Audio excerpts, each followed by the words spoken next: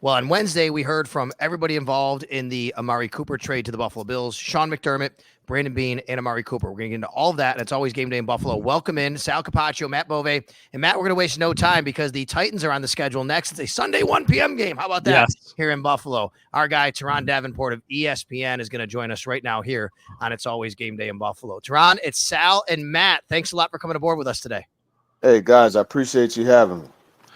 All right, Turron, I'm going to start with the quarterback, Will Levis, who Yeah. reminds me a lot of early Josh Allen, right? With, man, this guy's got some big wow plays. He's got this amazing arm, but holy cow, he does some things that make you go, what are you doing, young man? Yeah, I mean, that's the natural comparison, the big arm and the well-built presentation that they bring to the field. It's just, I think Josh Allen, it was really unique just as far as like how he was able to progress. And that's something that it just hasn't happened with Will Levis so far. I almost feel like the way that he's playing is kind of pulling the offense back, and they're caused to go a little more conservative and to try to limit the mistakes. What happened? Because last year there was a lot of good. And I mean, I know there are flashes now. Are Titans fans still excited about the possibility of Will Levis, or is this very No. much like, hey, we'll see how this year goes and then we'll try and figure it out moving forward?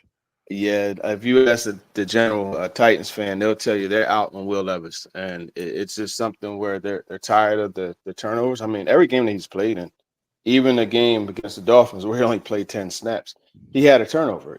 So that's something that fans are tired of, and I mean, I get it. It's something that he has to get together, and that's really where the main issue is, and it's not being offset. Like sometimes you could say, okay, the turnovers, that's a cost of doing business, but it's not being offset by the big wow explosive plays that were happening last year. Well, the turnovers are one thing, and then there's just a connection with his wide receivers. I mean, Yeah. Calvin Ridley last week, all those targets and no catches, I think it was, whatever the stat is. It's just pretty insane to see the target to catch ratio of Calvin Ridley. What has happened as far as just connecting with his receivers, and specifically this player who they went out and got and paid a lot of money to in the offseason?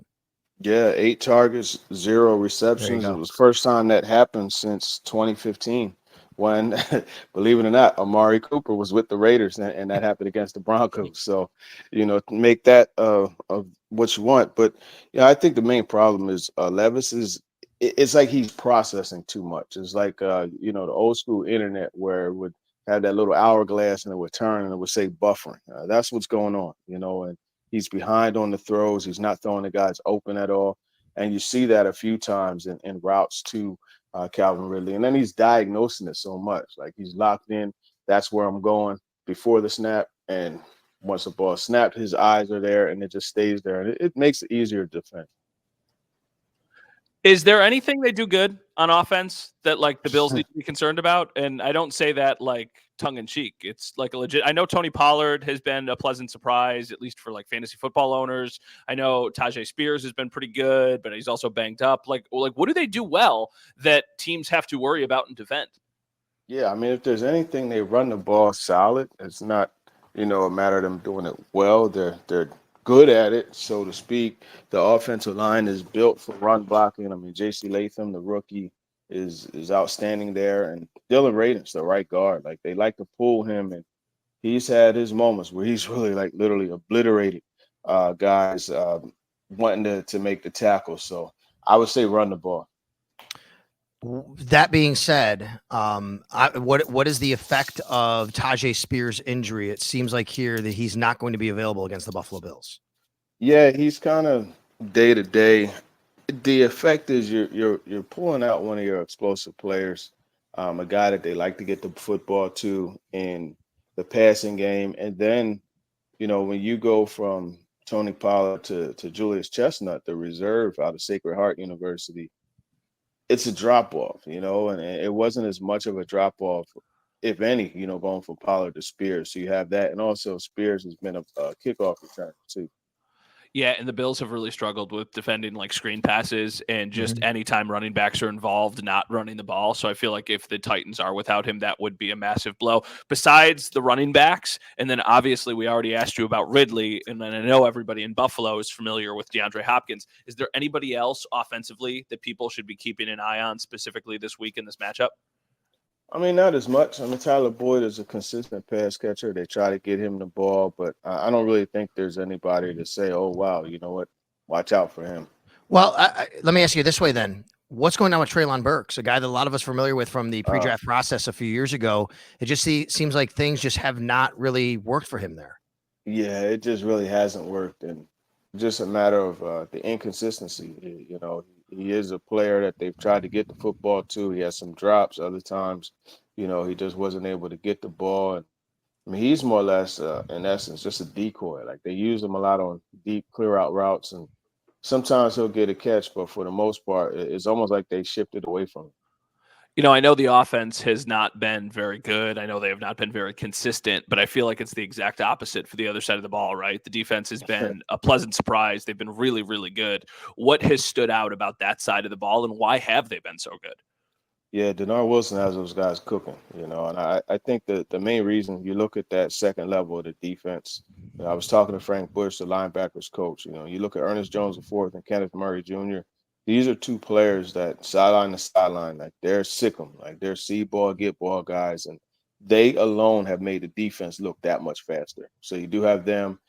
They like to blitz those guys on the interior gaps. Now, you don't really want to see a guy like Murray in coverage. So, you know, if James Cook could work his way back, and even Ray Davis runs routes well too. So that could be an area where they could exploit. But I mean, Denard Wilson has just done a good job mixing up coverages, uh, manufacturing pressures and those types of things. You got Devondre Sweat. They call him Meatloaf at 6'5", 340. You know, he's on the interior with Jeffrey Simmons. So that's a good tandem as well. So I think it's just collectively all across the board. They're getting good play. And watch out for the rookie. His name is Jarvis Brownlee Jr. Where's number 29? He's an outstanding corner and a young guy that, you know, is kind of along the lines of a young L'Jarius Sneed, that same aggressive type of approach. And he had a really good game last week. Just a couple more minutes here with Turron Davenport, ESPN, NFL Nation, covers the Tennessee Titans. Just before we recorded, just before you came in, the news came down about Jamal Adams. He has requested his release. It looks like the Titans, that's going to happen. What's gone wrong? And just kind of tell us a little bit about the backstory here with Jamal Adams and the Titans. Yeah, well, you know, what I like to do throughout the week is always just check in with players. Like, I don't put the mic in their face or a camera or nothing. I say, hey, man, what's up, man? How's everything going? Mm-hmm. And I did that with Adams last week, and it was almost like as if a dam was broken because he was like, man, listen, you know, I'm just waiting to be out of here. I want an opportunity. The main frustration for him was he played 17 snaps against the Packers in week 3. Week 4, Monday Night Football, he played 1 snap. And this was after playing 2 snaps against the Jets 2 weeks before. And he felt as if that wouldn't happen again, you know. So he didn't really be concerned with starting. He just wanted to get a chance to contribute. It wasn't happening, and it frustrated him because, you know, Denard Wilson is a guy that was a DB coach for the Jets when they drafted him in 2017. And that's why he came to the Titans, you know, and they just couldn't, for whatever reason, get on the same page. Adams was saying that he was healthy and able to practice. The team, he didn't practice, you know, so it's just 2 different sides to it that it just got to a point where they had to part ways. What's going on with Sneed? I know he's on the injury report. Is that any level of concern, or is this kind of just been something that he's been dealing with? Like, is there a chance that he's unavailable, or is he good to go? No, I think Snead will be available, but the quad is something. He actually went down after what was it? It was a 33-yard penalty, pass interference on Alec Pierce. You know, he went down after that, and he got up slowly. And you do have that. He gave up a touchdown to Michael Pittman too. So he hasn't been the same shutdown guy that he was in Kansas City for the most part, but he has had some good outings. It's just I think he's going to play, but he's just not the same like speed, turn and run, and that type of guy that he was before. Right now with that quad. A couple quick things before we let you go here, Turron. Just on the defensive side, Bills have struggled with some man-to-man coverage this year. Teams are playing them a little bit that way, and then they blitz them. They kind of speed up the process a little bit. They force Josh Allen to make a decision while those guys are trying to get open. What are we seeing schematically from the Titans as far as what they like to play in the back end and how the pass rush looks? Yeah, I think what they do in the back end, you get a lot of too high, which is something you're seeing across the board. The pass rush is all about manufactured pressures, so they'll blitz their nickel, they'll blitz the linebackers, and it's trying to find ways to force turnovers. They're not good in that perspective, so they try to like attack the front side of the quarterback to make him see that pressure coming and get him to throw to that backside slant or that backside curl, and it lead to an interception. So that's what you see for the most part, but it's going to be different with Josh Allen. Yeah. Any talk in Tennessee right now? I know it's still very early in the week, like about Amari Cooper, because the Bills make this play or make this trade. They add another player. Like that's another weapon that now I'm sure the Titans kind of have to prepare for, even though it might be a little bit limited. And what do you think about it, Turron? Yeah, no, I like the move. Amari Cooper is one of the silky, smooth route runners in this league. He still got it, even at 30 plus or wherever he is. The Titans, from what I've gathered, they're just preparing like as if he's going to play. They don't know. Some of the players, like I asked about, and they smile, and you could tell that they're looking forward to the challenge. All right, Turron. Thank you so much, man. Thanks for carving out a little time in your day. We'll see you up here this weekend. We're giving you great weather here in Buffalo this weekend. It's going to be like close to 70 degrees in late October. Yeah. How about that? It'd be 70 up there, 56 here. There you go. See? There you go. We did it right for you. Nobody can ever talk about how bad the weather in Buffalo is, I guess. Turron, thank you so much. Thanks, Always man. great to catch up with you, and hope to see you this weekend, buddy. All right, for sure, man. Much love, fellas. All right, Thanks, you got it. That is Turron Davenport. Now we're going to transition right away, and we're going to welcome in Spencer German of 92.3 The Fan in Cleveland. Spencer actually used to cover the Bills over here in Buffalo for a little while, and now he's growing his role over there at The Fan in Cleveland. Always great to have him on. Spencer, thanks a lot for joining us. It's Sal and Matt, who I'm sure you're familiar with as well. Absolutely, guys. Good to see you both. How are you? Spence, what's going on, man? How are you? Can't complain. We are still, reeling, I guess, in some respects. Cleveland fans are from the Amari Cooper trade and coming to terms with what this season's all about the rest of the way here in Cleveland. But I'm sure you guys, conversely, are very, very excited about everything. So. Yeah, let's start there from the Cleveland side of things. I got the feeling from Brandon Beane, and it's obviously wouldn't be a secret. Once you go to 1-5, you have to start evaluating what your rest of your season is and what you are in the future. Seemed like that things were really kicked up maybe on Sunday, and then especially after the Browns had lost to the Eagles to drop to 1-5. From the Browns' perspective, how did they get here with Amari Cooper? Yeah, so I think the relationship or getting to this point, you can kind of go back to these. And Amari wanted a contract extension, and he actually held out, which is uncharacteristic for him, of OTAs and minicamp to sort of prove a point that he wasn't satisfied with his current contract situation. The Browns balked at giving him an extension, and the alternative was they got him in the door at training camp by basically saying, we're going to agree to make the last year of your contract fully guaranteed. So that got him in for training camp. But then 2 weeks in to basically him being at camp and, putting up, being a good soldier and showing up and working, you started seeing these rumors about the Browns being linked to potentially trading for Brandon Ayuk pop up. And he was one of the names that was floated out there. So I think that's where it all kind of started, was him sort of feeling like he maybe wasn't being appreciated here in Cleveland, and that his warm welcome had been worn out, and kind of seeing the writing on the wall in terms of his future here. And I do like that translated to on the field. He maybe wasn't in the right headspace. I don't want to say that he was quitting or was a cancer in the locker room, because I think that's a really, really wrong way to sort of explain Amari's kind of departure here. And I don't think that he's going to be a problem in Buffalo whatsoever, because that's just not the type of player that he is. His teammates still speak very highly of him. They all did yesterday. He was a leader in that locker room, somebody who was still going out, working hard, teaching the younger guys, all that different stuff. I just think like he probably didn't feel like he was in his best headspace in terms of feeling appreciated by the Browns. And so that kind of translated on the field, where he was dropping a lot of passes. He leads the league in drops, as I'm sure you guys are well aware. So I think it just kind of became a problem. And like you said, Sal, in a year where you're 1-5, there's a lot of issues on offense right now, and you got to start evaluating where you're at. And, they're pretty much in draft pick accumulation mode at this point. It feels like it made sense for them to, move on at this time and start thinking about what the future holds for this team and get a third round pick in return. How much has he got left, right? I know that's the question that everybody in Buffalo wants to know. They know, hey, Amari Cooper's been a really good player in this league for a really long time, but he's also 30, right? We've seen the drop-off. How much does he have left in the tank, and what can Bills fans expect?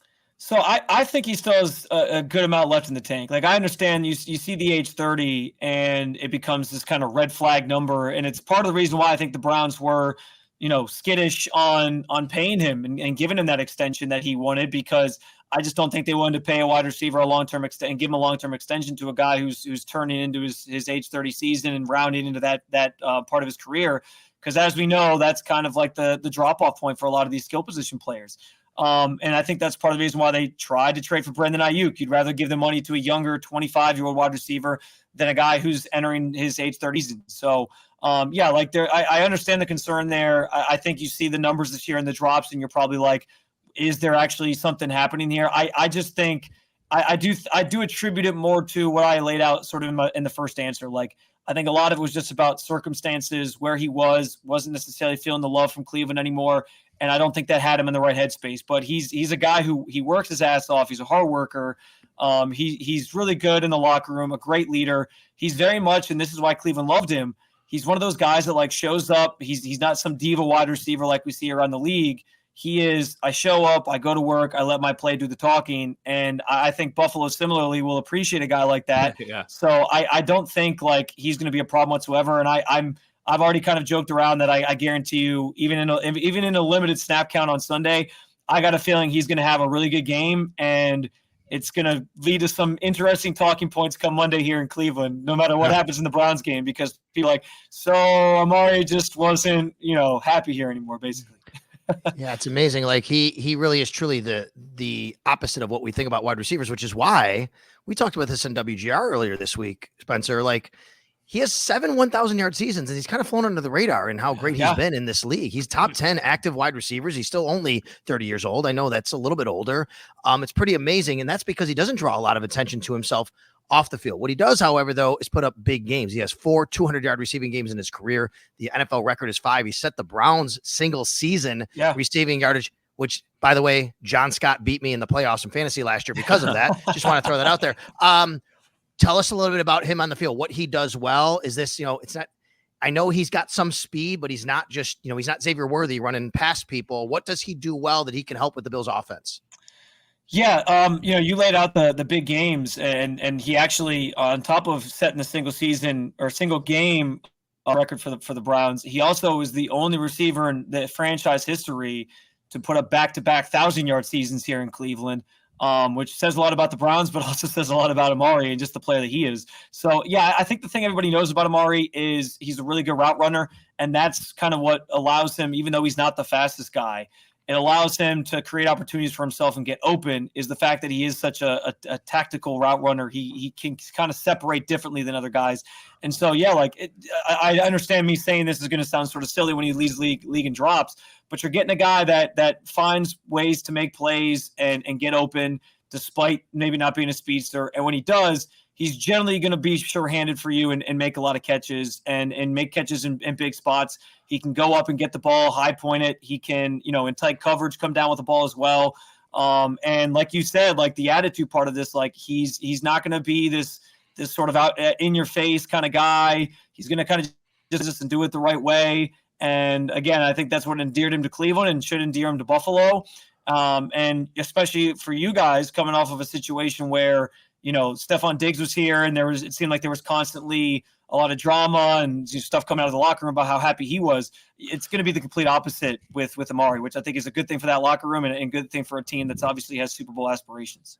What do you think of the acquisition cost? I probably should have asked you this earlier, but here in Buffalo, I think a lot of people are like, oh, a 3rd-round pick. Like, it's not even a real 3rd-round pick because you're getting a little bit back, too, from the Browns. If he walks, you probably get a comp pick. So, I think people in Buffalo are pretty content with it. Are Cleveland fans like, okay, day 2 pick, that's probably what he was worth? Or do they feel like they should have got more? Yeah, it's funny. I think the value probably would have been different when, back when they were in the Brandon Ayuk market, I guess. Like, if you're getting a wide receiver back, on top of maybe having to send a pick in that deal, you probably feel better about what you acquired in return in the deal. And maybe earlier in the season or like going into week one, he maybe was still worth like a second round pick. I don't know. But I do think like for how his season has gone, for where the Browns are at right now with the whole Deshaun Watson debacle and trying to figure things out there, I think fans are pretty satisfied with the third round pick and understanding like this is something that helps you maybe move up and down the draft board if you flip it, or you could use it to maybe trade in a trade package for another player. So I think for like where things were with Amari, like, yeah, you would have wished to get a little bit more for him, but I don't think anybody's walking away feeling like this was like some highway robbery or anything. I think it's more so just disappointment that it didn't work out with Amari longer term, or that he gets traded now rather than seeing the season through. Got anything for us on the new kicker the Bills signed? He had 2 stints with the Browns. Lucas Havrasek. I know he didn't kick in a regular season game, though. Yeah, they brought him in a couple times to just sort of be a practice squad body and an extra kind of guy out there and add some competition to the room times. I know Dustin Hopkins was hurt late in the year last year, and I believe he was on the roster for a little bit just as kind of like a backup if needed. But yeah, I've had a very few conversations with him, but he's a pretty good kid, and certainly a nice extra sort of body to have for you guys as you sort of sort through some kicker stuff. What's going on? Like, what are they going to do? I know that this is the question that you probably spend like 4 I was waiting hours for it. every Yeah, single I knew day. it was coming. But we have to ask you, like, from my vantage point in Buffalo, I'm like, what are they doing? Like, why is he still playing? Like, this has to be above the coaching staff, right? Like, it has to be. Yeah, so this is all a very convoluted situation, as you can guess. My understanding of the situation is that a lot of this stuff does come from above Kevin Stefanski and above him. But it's interesting because he maintains that like he gets the final say on these things. And I do think like the Haslams have gotten better about allowing like their coach to be enabled and do their job, especially a coach who finally has got sort of turned around the organization. But I like at this point, I can't think it's anything other. And again, based on stuff that I've heard, that it's anything other than this organization is just, they understand this, where they're at. They understand how much they've invested in Deshaun, both from financially, the draft compensation they traded for him, and now just the time that they've invested in this experience, that they have to just kind of see it through. And I think they also recognize that like when they pull the plug, there's probably no going back, right? Like once you pull the plug on Deshaun, you're basically admitting like we messed this up, we got it wrong. And what does that do to Deshaun's psyche from here? Can you even trade him at this point? There's talk about people are floating out like if they were to try to trade him, they'd probably have to attach a first-round pick to him, which means you're now using another first-round pick on this whole thing. So yeah, it's definitely a disaster. And I want to be clear, like he's not the only problem with the offense right now. Mm-hmm. The offensive line's been terrible. There's been a lot of issues there. Guys are dropping passes, as we already alluded to. But he is definitely part of the problem. And I was just talking to a fellow media member here about this earlier. Like, there's been quarterbacks who have played bad, but not this bad in Cleveland, and have gotten benched for like less. Like, I don't know what else they have to see at this point. So, but I do think a lot of it just centers around they understand what benching him means, and they're going to try to see this thing through like tooth and nail to somehow feel like they made the right choice here and bringing Deshaun in. It's not a good place to be, and it sucks for Browns fans. But that is kind of where it's all at right now. All right, Spencer German, 92.3 The Fan, Odyssey station, by the way, in Cleveland. Matt, you got anything else before I basically ask him about the Yankees up 2-0? One last thing. Sorry. Is this a burn it to the ground situation? Like, is there a chance that they move on from like a Myles Garrett? Like, like Aiden Hutchinson gets hurt, and then all of a sudden I'm like seeing, hey, maybe they would move Myles Garrett. Is there a world where that happens, or is he the kind of lone guy who could probably see all of this through? So it's funny you mentioned that, because that is what's starting to sort of percolate now, is like trade conversations, like who else could go. There's a couple reasons why I wouldn't trade Myles. I think the Deshaun situation and that contract is an albatross. Like there's no way out of it. But if they were to use this first round pick, and if they finish the season right now, I think they're slated to pick first or second right now if the season ended today.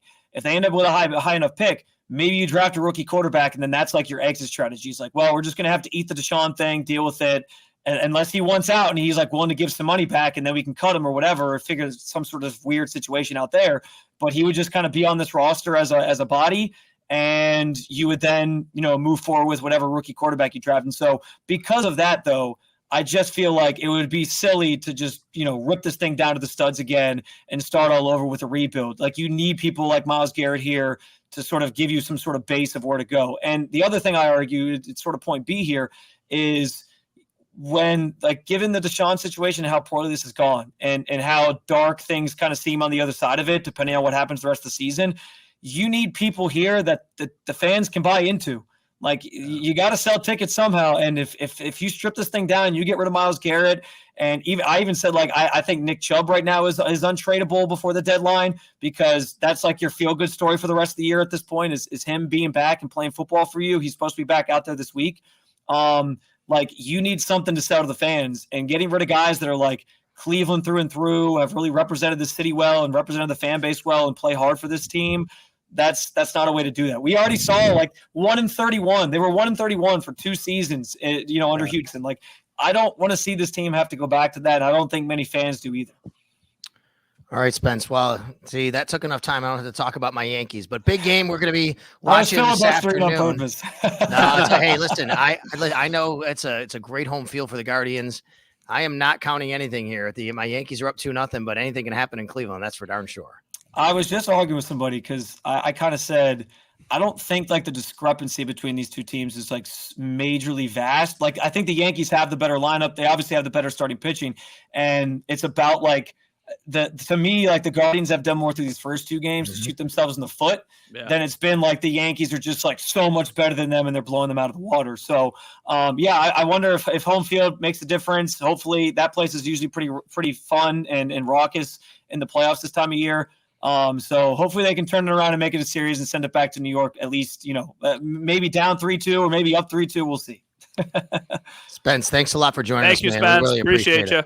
Absolutely, guys. Anytime. We'll have to see if any more trades come down the pike here, and then you have more reason to bring me on. So, all right, you got it. Hey, we love having you on. Thanks a lot, buddy. Appreciate it. Appreciate it, guys. German of 92.3, The Fan in Cleveland, an Odyssey station. All right, Matt, before you and I head out to practice, let's just talk about this kicker news for the Bills today. Not a surprise after what Brandon Beane said yesterday, what we all have seen happening here with Tyler Bass, even though their commitment to saying how much they believe in him, it's gotten to a point where they've had to make some sort of move. You got to do something. They had to do something. And once again, like, I know that I said in the last episode we did together that I think that this is more mental than physical.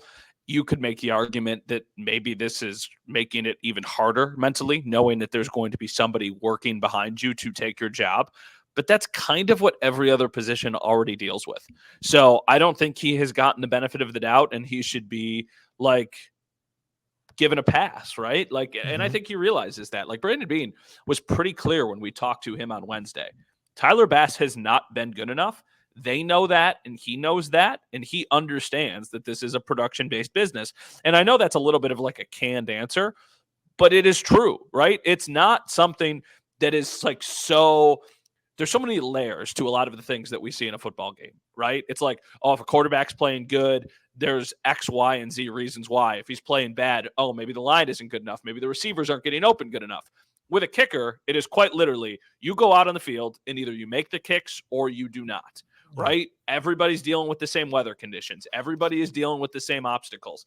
He has not been good enough and has been a reason why they have struggled this year. They need somebody who can be more reliable. I don't think this new guy is going to be more reliable based off of his career numbers, but maybe there's more upside there, and maybe it's just to kind of get the most out of Tyler Bass and try and salvage this thing for one last time. Well, we are going to head out to practice. We're, by the way, recording this here on a Thursday afternoon. They all blend together. I know, because they all blend together. Thursday. The first injury report is out on Wednesday. We're going to get more on Thursday now. Wednesday, it was good signs. a walkthrough. Matt, I would say it this way. This is not a good week for all the people who tell us how injured the Bills always are and how they should fire the entire training staff. All right? We hear that all the time, and I say it all the time. It's professional football. Guys get hurt, and you're going to have ebbs and flows with injuries. This could be, we're looking at, maybe the healthiest this team has been since week 1. Since the first drive of week 1, specifically on the defense, because if you do get Ed Oliver back, I know you will be without Von Miller because of the suspension, but we saw Taron Johnson for one drive in that first game. So now you have Turron back, you have Terrell Bernard back, who got hurt week 2. Maybe you get Ed Oliver back. Your defense is going to be as close to fully healthy as possible. Obviously, Von Miller, after this week, will have one more game where he is suspended. And then, we're getting a little bit closer towards the middle of the season now, and we can start to have the conversation about Matt Milano's long-term outlook. Yeah. We don't really have any updates on that or anything, but that was always kind of believed to be like a late November, early December type return. So it's interesting to know or wonder if he's kind of on track to come back. And he has been around the team. He was in New York again on the sidelines with the Yeah. team. So he's been around the team. We've seen him, at the facility. We've seen him at games. So it is something to monitor here as not only we get into that time period, but 3 weeks left before the trade deadline. Brandon Beane said yesterday there was a team he was talking to and said, hey, we got 3 guys available if you want to check back in with us. So you never know what could happen over the next few weeks either. What do you think they would do if they make another move? What do you think they'd do? Something on the defensive line, maybe. I think the run defense hasn't been good enough. I don't think it's as bad as it's portrayed because of the numbers, because I think you'll sacrifice some of that for having a better pass defense. But I do think you need a little more consistency in both the run and the pass defense from an upfront standpoint. Why am I blanking? Was his name Linval Joseph last year, who they brought in, like that massive guy who's now with the Cowboys? Maybe like a move like that of just like a big run stuffing defensive tackle. You know what I think they would do? I don't think they will. Another wide receiver? You know what I think they should do? Another wide receiver. And I thought about it. And I'm not I just don't know where you fit in this group though, because I think 5 active with Cooper is probably where you want to go. I mean, where is there another spot for somebody here? Are you taking away reps from Keon Coleman? Are you taking away reps? You could say Curtis Samuel. I get it. And I think that would be fair because he hasn't fit in, but I just don't know how it would fit in the roster. But I agree with you that I wouldn't be stunned. Yeah, I wouldn't be stunned. I think it would be a good idea. I mean, I really, for a base 11 personnel offense, having Amari Cooper, Keon Coleman, and Khalil Shakir is a lot more serviceable than it was when Matt Collins was there instead of Amari Cooper. There is no denying that. But you could get your fastball back a little bit if you went out and added another guy. Now, they would have to be available and would also have to fit onto the salary cap. But if you could get creative with like a DeAndre Hopkins or like a Deontay Johnson or like a player of that caliber, Cortland Sutton. Well, that would be like that would be the home run. I don't think that will happen. But, like if the Titans are punting on the season, right? Like I know it's still a little bit early. Yep. You just paid Calvin Ridley a bunch of money. Why wouldn't you just get some sort of draft capital for DeAndre Hopkins and retain salary and try and give yourself more pieces to move around if you are trying to get a quarterback this year? So I don't know. He's always kind of been linked to the Bills, and it always feels like eventually it's going to happen for some reason. Well, just so everybody knows, he has an $8.2 million base salary in 2024, so you prorate that over the rest of the season. So if he gets a halfway point, he still has $4 million left in his base salary. I still don't even know if that's good enough for being able to fit in, but it's a little more palatable, right, for the Bills. That's DeAndre Hopkins in that situation. All right, we got to head out to practice. We want to thank Spencer German of 92.3 The Fan in Cleveland. We want to thank Turron Davenport, ESPN, NFL Nation. Matt and I will be back later this week at some point, one of us, two of us, whatever, to kind of wrap up your week and talk a little bit more. Maybe, I don't know, what's today, Thursday? Maybe we won't do that. Maybe we'll be back on after the game, I guess, on Sunday be the next time we talk to people. Yeah, it's Thursday. I mean, I keep thinking it's Wednesday. It's already late in the week, so I know. It's Thursday. We'll do something after and you know what's nice is like we can do something together after the game because we're not getting on random planes or in cars and coming back to Buffalo. It is quite simply we will meet in the press box or we will go home and do a podcast. But all of you who have been coming aboard and listening, we really appreciate it. Great numbers on both the audio and video side lately, and we are very appreciative of you. You can download, subscribe, listen to us wherever you pod. It's always Game Day in Buffalo. And, of course, at the Sal Sports YouTube channel, we are very close to 10,000 subscribers. I keep saying it every week, and every week we're inching a little bit closer there. A lot going on at the Sal Sports YouTube channel as well. Check it out. All of our content, wherever you pod, wherever you watch on YouTube as well. And, of course, thank you to Mike Robier, our producer, helping us out here today. We'll talk to you next time on Sunday after the game on It's Always Game Day in Buffalo.